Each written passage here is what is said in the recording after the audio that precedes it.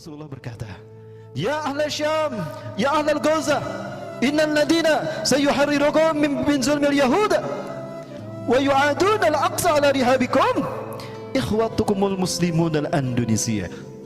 Hai ahli Gaza, hai penduduk Gaza, hai penduduk Syam, sesungguhnya orang-orang yang akan membebaskan kalian dari kezaliman Yahudi dan akan mengembalikan Al-Quds Al-Aqsa kepada tangan kalian adalah saudara-saudara kalian Muslim Indonesia.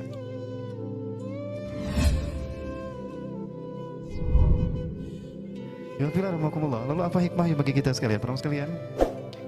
Ya, jadi hijrahnya Rasulullah ke Masjidil Aqsa ini adalah isyarat kalau titik tolak kebangkitan Islam ini dari Masjidil Aqsa. Dan itu akan dimulai dengan sholat berjamaahnya umat Islam di sini. Siapa mereka? Taifah Mansurah. Yang kedua, Ahlu Syam. Yang ketiga, Ashabul Al-Itisud. Para pembawa panji hitam ini akan bergerak dari bumi Khurasan. Dan di manakah Khurasan? Khurasan itu di Afghanistan. Ya, wafilah Rasulullah SAW pernah ketika berperang, selesai perang Rasulullah memerintahkan pada Abdullah bin Hawalah Al-Azdi untuk berkeliling mencari makanan karena saat itu dalam kondisi lapar. Tapi ternyata berjam-jam berkeliling tidak mendapatkan ghanimah. Tidak ada hewan seekor pun, baik itu ke unta, kuda, kambing ataupun sapi, tidak ditemukan. Maka kembali dalam wajah menyesal dan tangan kosong. Maka Rasulullah mengatakan, "Ya Ibnu Hawalah, hai Ibnu Hawalah, jika kamu melihat panji hitam berkibar di bumi Baitul Maqdis atau di pelatarannya, itu pertanda kiamat lebih dekat kepada kalian ketimbang kepala dan pundakmu ini." Teman sekalian, sekarang di Gaza sudah berkibar panji hitam di sana. Selat Gaza. Coba lihat Selat Gaza, panji hitam itu sudah berkibar. Artinya tinggal 75 km lagi ke Masjidil Aqsa, panji ini akan dibawa oleh Indonesia. Ya, makanya mereka menyambut kita, hamba Allah. Mereka menyambut kita. Mereka merayakan HUT RI. Mereka tidak diminta, mereka merayakan sendiri. Untuk membuat mereka bersabar menanti kehadiran kita, karena mereka yakin yang akan membebaskan mereka dari kezaliman Yahudi adalah bangsa kita.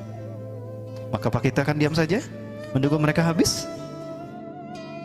Yang mereka kibarkan pertama kali bendera kita, itu mengisyaratkan hadirnya kita dulu.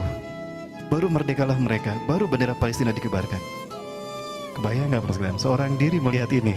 Bagaimana saya tidak nangis, orang para sekalian? Ini janji dari Allah bagi kita.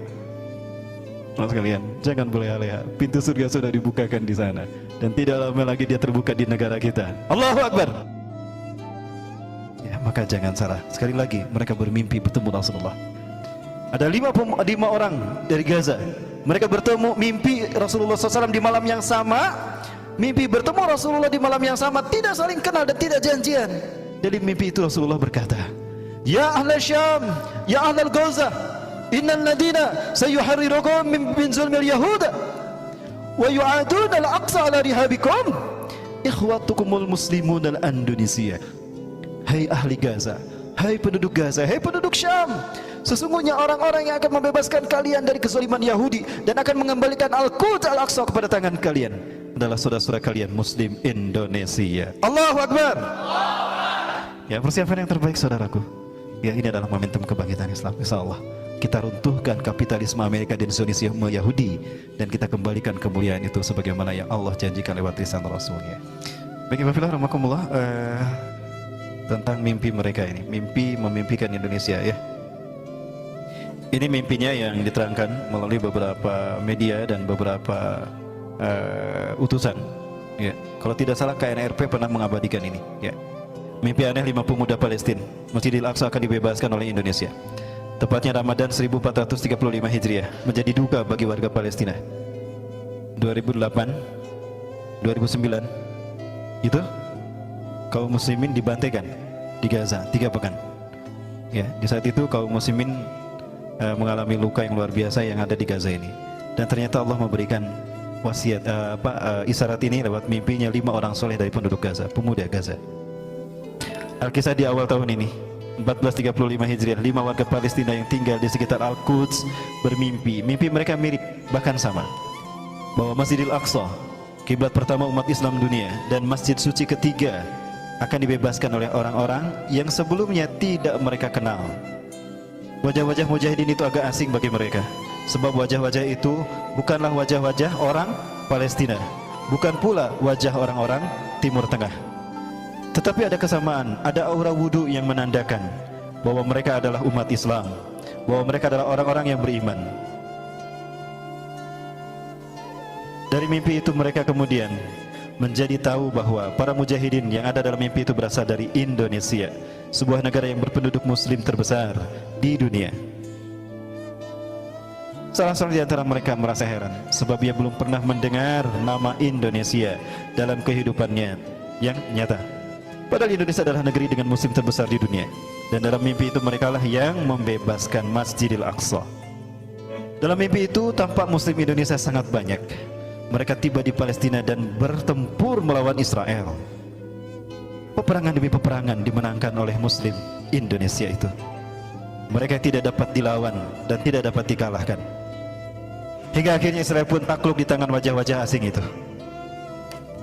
Badal Islamu ghoriba wa sayu'udu ghoriba kama bada. Islam datang asing pertama kali dan akan kembali asing kepada Allah. Fatubalil ghuraba, maka berbahagialah bagi orang-orang yang asing. Famanil ghuraba ya Rasulullah? Siapakah al-ghuraba itu Rasulullah? Alladzina yuhayyuna ma amatana min sunnati, ma amatana min sunnati. Orang-orang yang menghidupkan kembali sunnahku yang dimatikan oleh manusia. Sunnah untuk berjamaah salat di Masjidil Aqsa. Itu adalah sunnah yang saat ini ditinggalkan. Maka itu akan dilakukan dan itu akan menunjukkan bendera yang akan berkibar di sana adalah merah putih. Betul? Allahu Akbar. Insyaallah di antara mereka adalah kita. Mereka orang-orang Indonesia itu datang bagai air bah. Mereka memenangkan peperangan demi peperangan, dan Israel pun pada akhirnya tunduk kepada mereka. Salah seorang menceritakan mimpinya saat bertemu secara kebetulan dengan orang yang bermimpi sama. Kok mimpi kita sama? Kita tidak saling kenal dan kita tidak berjanji sebelumnya. Kisah mimpi ini telah dimuat di Nabawiyah, salah satu media, salah satu majalah ternama di sana, di Gaza, bersama dakwah pada bulan Februari lalu. Namun kini kembali ramai diperbincangkan dan di-share di media sosial tentang mimpi ini.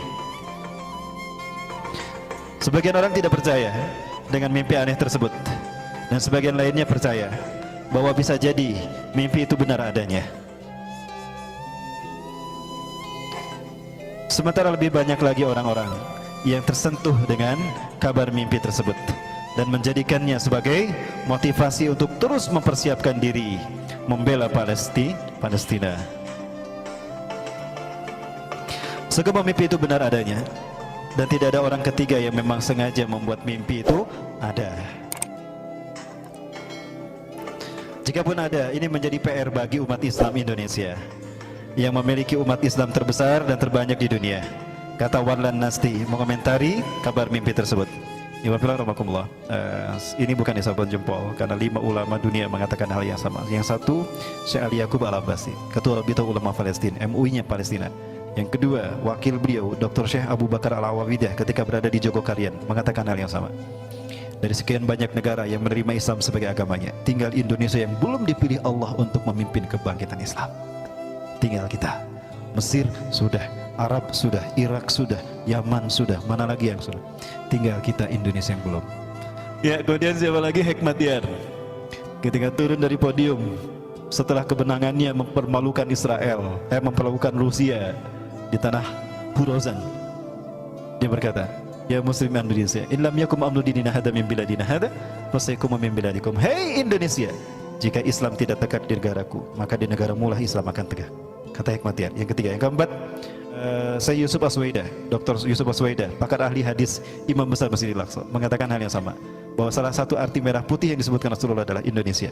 Dan yang kelima adalah Abu Musa Bazarkawi. Sebelum syahid beliau mengatakan, wahai pasukanku, jika ini menjadi jihad kita yang terakhir, maka yang akan melanjutkan jihad kita adalah Muslim Nusantara Indonesia. 5 orang ini mengatakan hal yang sama. Ini bukan isapan jempol. Saya mendengar langsung 2 di antara mereka. Langsung saya yang bertanya, dan mereka mengatakan hal ini. Apakah kita akan berleha-leha? Tidak. Sekarang sudah ada di pundak kita. Mari kita bersatu padu. Kita kuatkan iman Islam, kita kuatkan simpul ukhuwah kita. Dari masjid-masjid ini kita galang kesatuan, kita rekatkan ukhuwah Islamiyah, dan kita buktikan kekuatan kehambaan kita kepada Allah dengan kembali pada Quran dan Sunnah. Dan di saat itu kita melangkah maju Kondisi Indonesia sekarang adalah latihan bagi kita untuk uji kelayakan, fit and proper test. Hadirnya PKI, hadirnya Syiah di tanah ini, hadirnya Cina, itu latihan bagi kita untuk menghadapi sang kampion kesesatan Yahudi dan Amerika di bawah kendali pimpinan Dajjal dan Iblis laknatullah alaihim. Yakinilah, tidak ada jihad yang paling hebat melainkan jihad ini, dan tidak ada syuhada yang terbaik kata Rasulullah melainkan syuhada di saat perjuangan itu ada. Dan pastikan ketika panji hitam itu hadir, merah putih berkibar di sana lewat tangan-tangan kita. Allahu Akbar. Ya, kita katakan pada mereka, bersabarlah kalian, tingkatkan kesabaran kalian, tunggulah kehadiran kami untuk kita raih kemenangan itu bersama di atas ridho dan rahmat Allah Subhanahu wa taala. Persiapkan yang terbaik ya Wafillah. Apapun yang kita mampu lakukan. Dan tidak ada sedekah yang terbaik yang digunakan untuk menolong mereka yang terzolimi, melainkan sedekah yang kita keluarkan untuk bisa ibadahnya mereka di Masjidil Aqsa, maka pahala ampunan dosa bagi mereka itu pun yang kita dapatkan. Dan ingat Rasulullah SAW menyatakan akan ada mobilisasi pasukan terbaik di muka bumi. Satakunu jundun fil Iraq, ya, satakunu jundun fil Iraq, wasatakunu jundun fil Syam, Irak, Syam, wasatakunu jundun fil Yaman. Rasulullah memilih 3 titik tadi. Maka para sahabat bertanya, ya Rasulullah, bi ayyi jundin ajtami? Wahai Rasulullah, dengan pasukan mana kami harus bergabung? Fa'alaikum bisyam. Maka hendaklah kau bergabung dengan Syam. Innal iman yauma tahdutsul malhamatil kubra fi makanin yuqalu lahu Syam.